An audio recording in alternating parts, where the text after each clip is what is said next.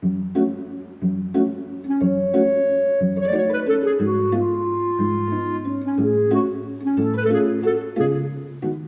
have this feeling for travel so much that I'm very restless. You see everything for the first time, everything becomes new. It opens your eyes and you notice things, even commonplace, boring things like street signs are interesting because they're different. It makes you actually see things, and as an artist you should be seeing things all the time. Everything should look new and wild and wacky and different and fascinating. Wanderlust is spelt with an A because she's exploring, she's wandering around the planet.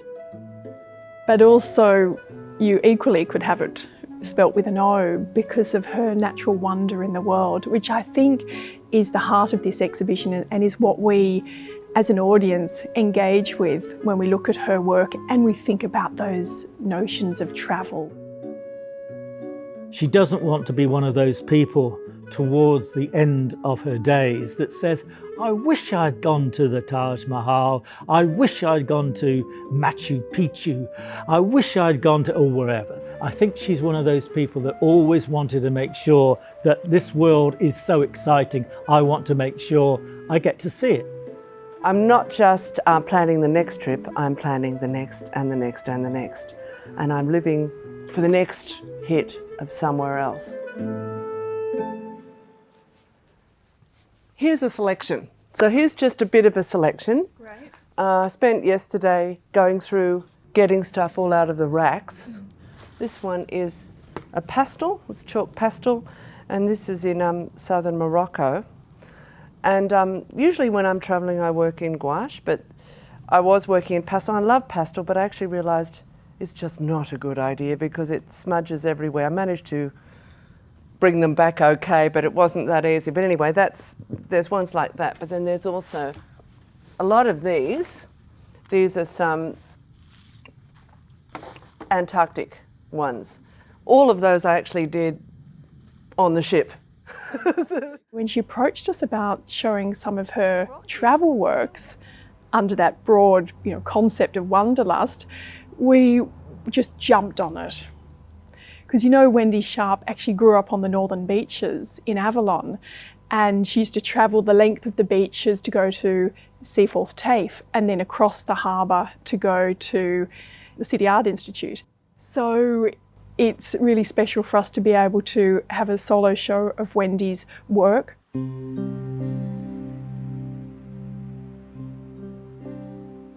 It's now about 30 years approximately since I first went to Paris and fell in love with it. And I went back many, many times, staying in the same sort of studio, but also rented apartments and so on. And then 2010, 11, we got an apartment there.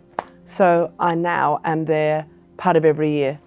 It's so steeped in history. Everywhere you go, where we are in the northern and non-touristy bit in Montmartre, so many artists were painting right near us. We are within a short walk of where Toulouse-Lautrec's studio was, and then of course Picasso and all of those people up around Sacré-Cœur sort of area. It's a place really to collect ideas and gather information. So I do make work there, but it's small by definition. But I'm drawing in cafes and I'm drawing around the place outside, but I'm also in that apartment, usually making little things, sometimes little oil paintings, other times little gouaches, works on paper. Then I'm bringing that back here and I'm making work that's from that experience.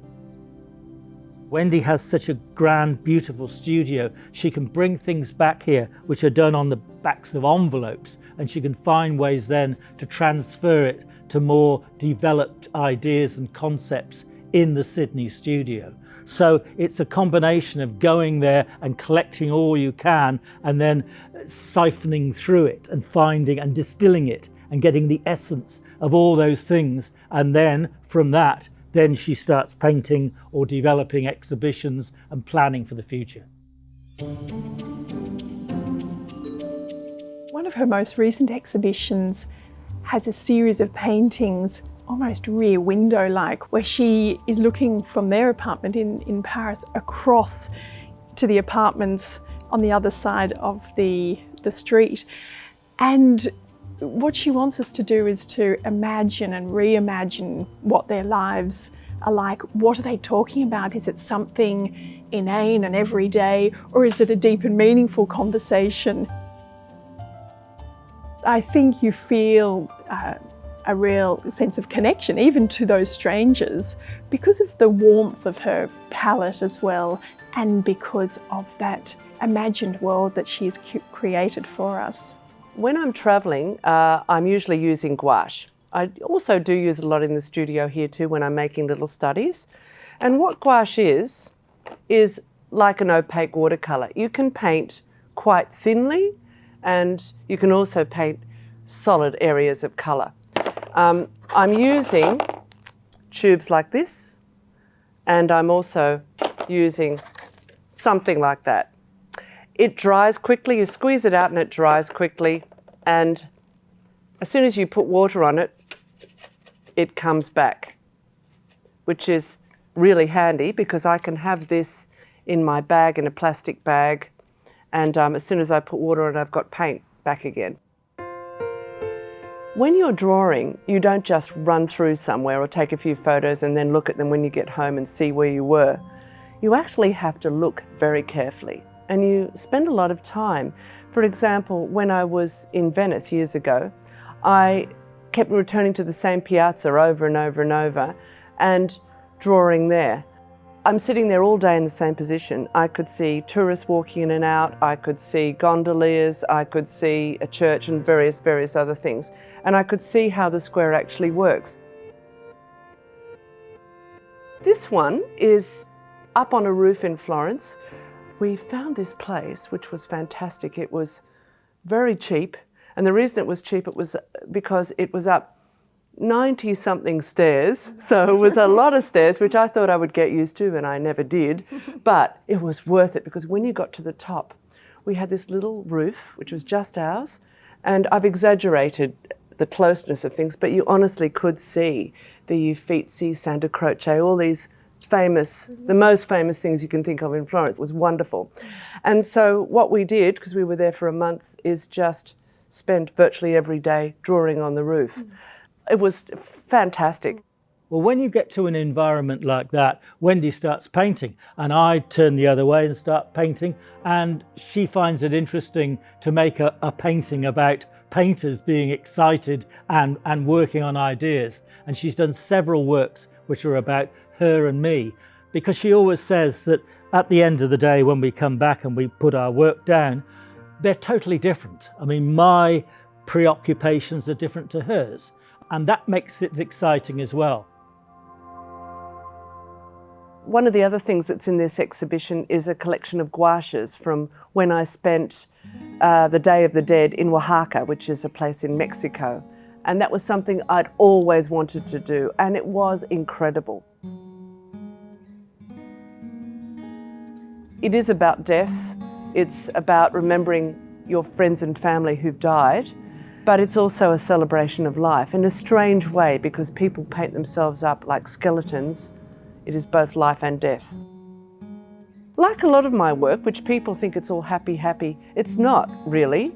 And I think that the Day of the Dead is a good example because it is sort of happy, but it's also got a darkness underneath it as well.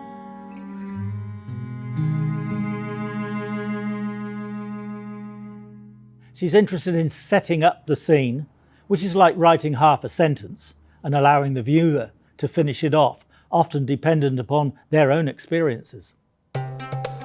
Walking through the streets of Cairo, going into cafes, and I've got little paintings which are in this show of young Egyptian women talking on mobile phones, hanging out together, drinking cups of tea.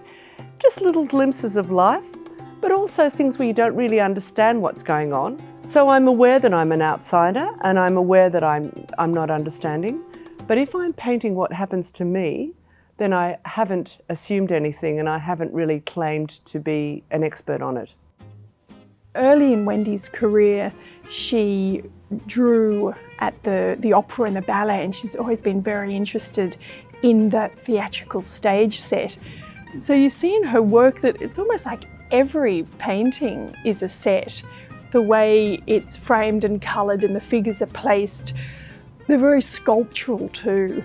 There's such gravitas to the figures, And it's almost like they are performing on a stage. All my work is about people, whether it's travel or whatever it is. I don't want things to be an illustration of a place. I want them to be evocative of a place, and I want them to take you there, even if you've never been there, to make you imagine what's going on in there, who are they, what's around the corner. Because that's what makes it interesting. She's interested in humanity, she's interested in figuration, she's interested in the psychology of people and placing them in particular environments and being a voyeur. So you mix all that together. There is a certain kind of type of thing that you would say Wendy Sharpe is interested in that. She's about throwing as much as possible into it, and she's interested in talking about us, what we are as humans.